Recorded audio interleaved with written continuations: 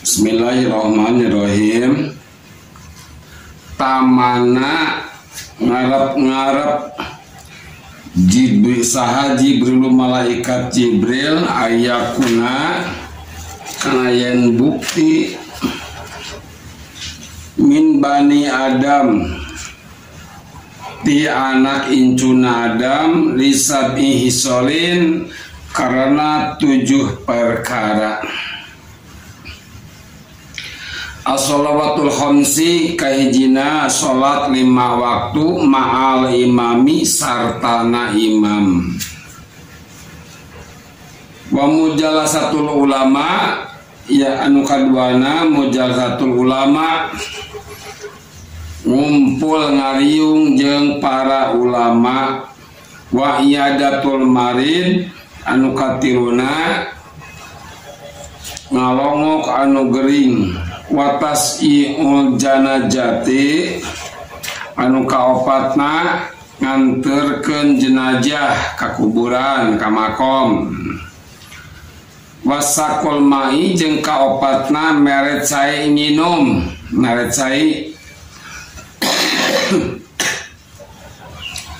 Wasuluhu jeung ka genepna kagenep kalimat jeung ka genepna ngabereskeun bainal isnaini antara 2 jelema. Wa ikramul jari jeung nu katujuhna ngamulyakeun tatangga. Wa yatimu jeung anak yatim pahris maka kudu kasengserem anjeun ala dalika ka anu bieu 7 perkara disabi hisolin teh. Kita sok baca bareng baca. Ulah ngobrol.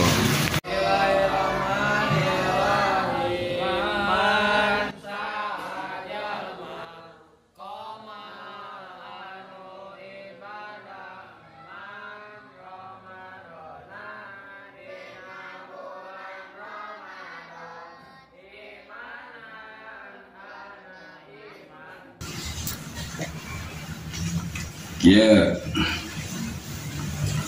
Tamana berharap siapa Jibrilu malaikat Jibril ayakuna kana yen bukti min bani Adam ti anak cucunya Nabi Adam.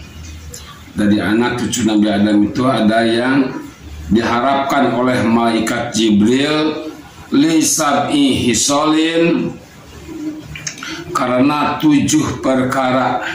Yang kesatu as-sholawatul khamsi, sholat 5 waktu ma'al imami beserta imam. Jadi artinya berjamaah.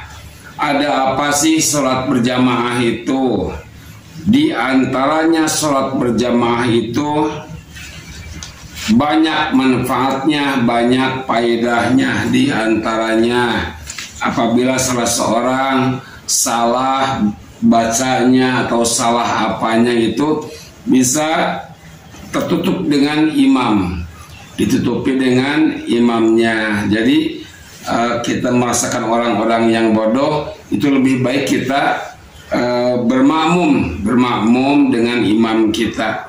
Maka karena dari itu apa yang kita salah, apa yang misalkan kita belum bisa mengucapkan salah satu kalimat huruf-hurufnya, makhrajul hurufnya, kita belum bisa membacakan Al-Fatihah, itu kita terbawa oleh imam itu, oleh imam kita sendiri.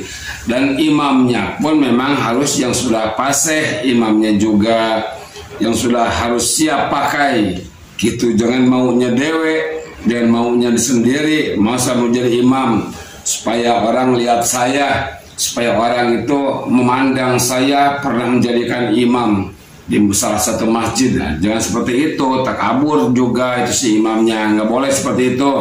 Pilih imam sama DKM-nya yang harus pilih imamnya siapa yang akan menjadi imam, siapa yang akan menjadikan khotib, itu dipilih oleh DKM atau dengan masyarakatnya. Itulah yang harus, atau dengan para ustadz sebelum berkumpul dipilih, ini udah cukup menjadikan imam. Jangan maunya dewe, jangan maunya kita aja. Kita mau jadi imam ya jadi imam, belum bisa membacakan Al-Fatihahnya, belum bisa ini, belum bisa itu.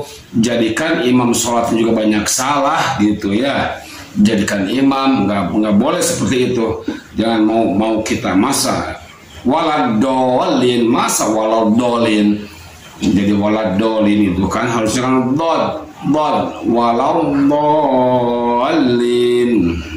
Seharusnya jangan waladolin. Apa waladolin itu artinya? Itu beda artinya, beda maknanya lagi ya. Itu jadi harus kita berjemaah dengan imam kita. Yang kedua, wa mujalasatul ulama, berkumpul dengan para ulama. Kenapa berkumpul dengan para ulama diharapkan oleh malaikat Jibril? Dikarenakan berkumpul dengan ulama itu ada salah satu manfaat, ada banyak manfaatnya, bermacam-macam manfaatnya. Di antaranya kita berkumpul dengan ulama, kita akan mendapatkan ilmu. Itu di antaranya. Sedangkan kita diperintah oleh Allah itu adalah ibadah. Wa ma khalaqtul jinna wal insa illa liya'budun. Tidak semata-mata kami menciptakan jin dan manusia terkecuali untuk ibadah. Nah, ibadah itu harus memakai ilmu. Kalau ibadah tanpa memakai ilmu itu adalah mardudatun latuk balu. Ibadatun bigurin ilmi mardudatun latuk balu, tidak akan diterima oleh Allah Subhanahu wa taala. Gitu ya, makanya kita harus dekat, harus mau berkumpul dengan para ulama agar kita semuanya mendapatkan ilmu, mendapatkan penerang, mendapatkan sinar dari para ulama itu. Kita juga nanti di akhirat akan disepakati oleh mereka, oleh guru-guru kita akan selamatkan juga gitu ya. Ada syafaat nanti pada para guru-guru kita, juga ada para kawan-kawan kita sedang ngaji dulunya ada syafaat. Makanya berkumpullah dengan orang-orang yang soleh, dengan para ulama juga, itu kita berguru ngaji apa segala macam itu kepada mereka. Itu ya, itu yang kedua. Dan yang ketiga adalah wa iyadatul marid, menengok orang yang sedang sakit. Yang ketiga, menengok orang yang sedang sakit. Kita tengok mereka itu yang sedang sakit. Kita kenapa? Kita membahagiakan hatinya mereka.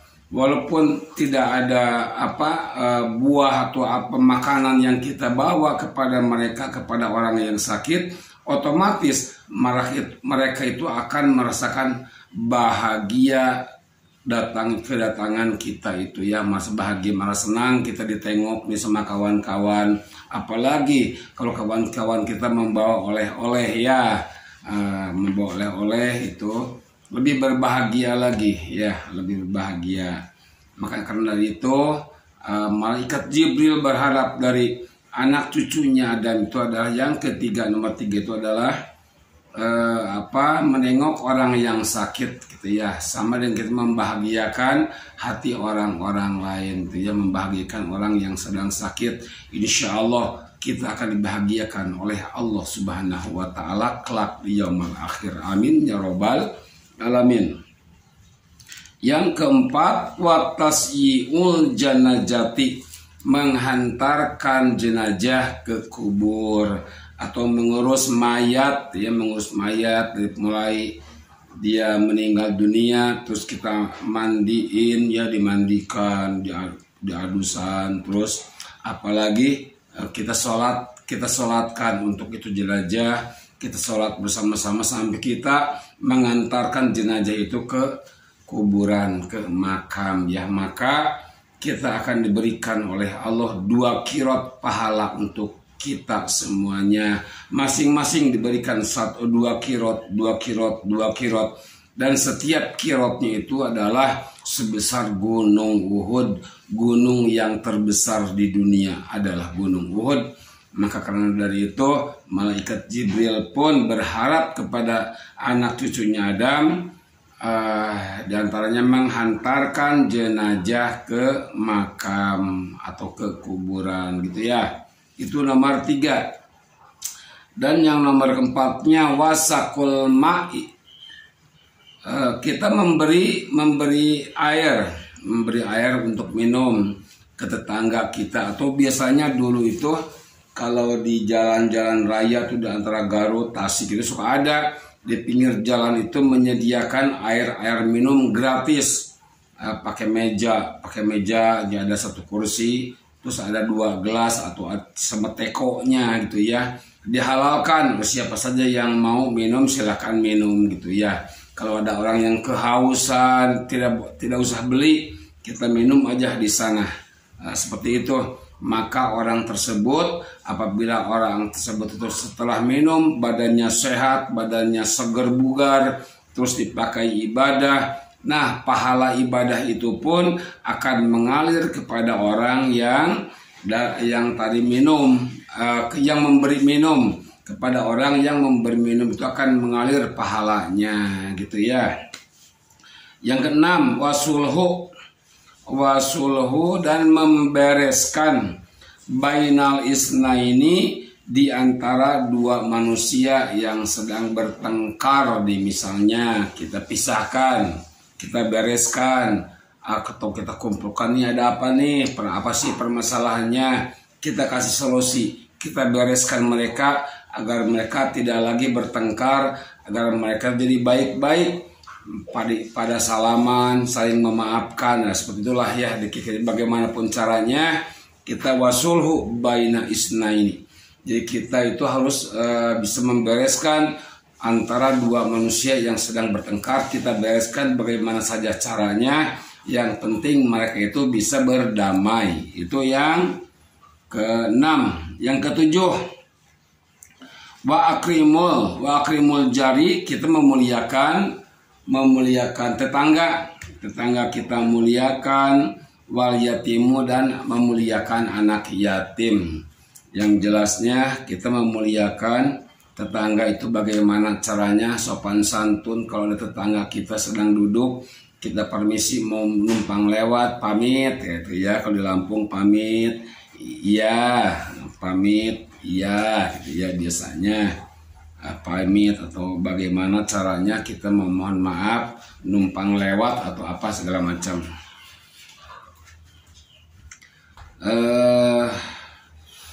Memuliakan tetangga. Bagaimanapun caranya kita mempunyai makanan, kita motong ayam, kita bagi ke tetangga kita. Itu pun kalau cukup untuk keluarga kita. Tapi kalau ayamnya kecil, keluarga kita banyak, ya terserah tuh makan dulu aja sama keluarga kita gitu ya. Kalau kira-kira tidak cukup, kalau kita mau memberikan ke tetangga, takutnya nanti disangka tetangga itu menghinakan atau apa segala macam. Makanya gak apa-apa, tidak usah. Nah kalau ada agak-agak besar, kita beli dadanya atau kita beli pahanya gitu ya ke tetangga kita, itu nggak apa-apa. Wa yatimu, dan memuliakan anak yatim. Yang terakhirnya memuliakan anak yatim. Kita harus sayang, menyanjung mereka, menyayangi mereka. Dan anak yatim kalau kita usap rambutnya kita usap, itu sebingbilangan sejumlahan rambut yang keraba oleh tangan kita, itu akan memohon ampunan kepada Allah Subhanahu wa Ta'ala untuk kita semuanya. Di antaranya itu, dan ada juga di Al-Quran yang membohongkan agama itu, di antaranya orang yang tidak peduli dengan anak-anak yatim. Maka karena dari itu kita harus peduli dengan mereka, dan anak-anak yatim, dan kita harus menyayangi mereka. Pahris, kata Rasul, pahris, maka harus banget kepengennya kalian itu ala dalika, kepada yang lisabihi solin tadi, yang 7 perkara tadi. Kita tuh harus benar-benar mau harus benar-benar mau menjalankan kepengennya harus benar-benar gitu ya.